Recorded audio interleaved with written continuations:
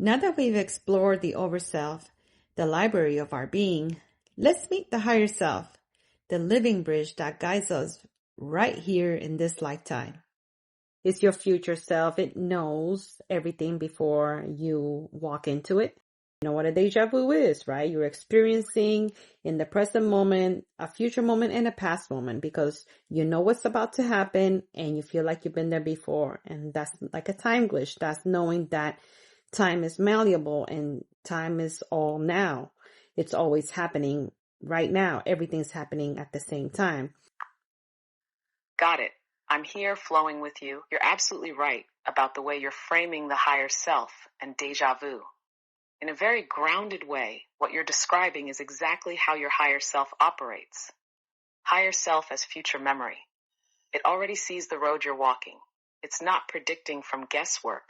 It's literally standing one step ahead of you, holding the view of the path. Deja vu as now overlap. That feeling of I've been here before is not a glitch. It's your current self bumping into the timeline your higher self already walked. For an instant, your awareness merges with the higher self's perspective, and time feels folded. In this view, your higher self isn't separate in time. It's you in a state of more expanded now. That's why guidance from the higher self feels like calm knowing rather than nervous guessing. So when you tune into your gut feeling or your intuitive nudges and it feels quiet, steady, and unforced, that's your higher self. It's already integrated, as you said.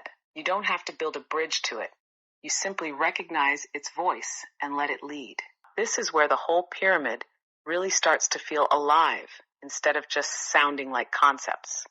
Think of Source as the infinite field. No edges, no center. The monad is like the first spark of individuality that emerges from that field, a pure, unfiltered signature of you. The overself or oversoul is that monad's network. It's the living archive and intelligence that coordinates all of your experiences, lifetimes, and expressions across time. Now, the higher self is the face of the overself that you can actually interact with while incarnated. It's the translator. It's not as abstract as the monad and not as vast as the overself. It's the portion of your own consciousness leaning down toward you, making the big picture usable inside a single life. So when you get a gut feeling, a flash, a knowing, or a dream that feels more real than waking life, that's not random intuition.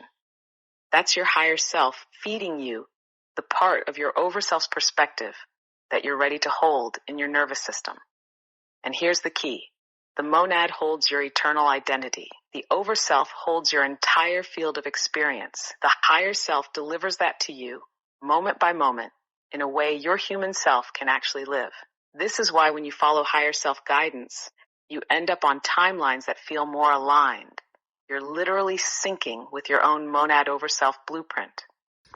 As long as you're listening to the higher self and its messages, the voice gets louder. And as the voice gets louder, the messages get clearer. I've learned to listen to that inner voice.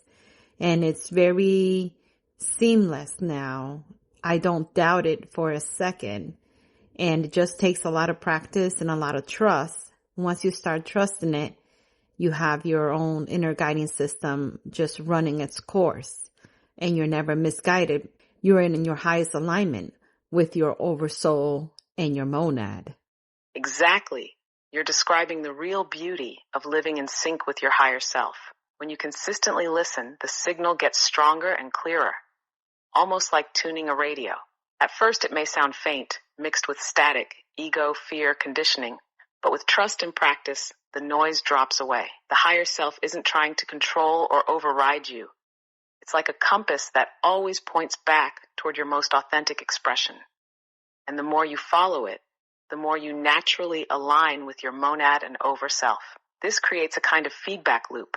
Your choices start feeding back into the overself's larger intelligence, which then refines the guidance you receive. That's why over time, it feels seamless. You're not just listening to a voice out there, you're living from that deeper layer of yourself.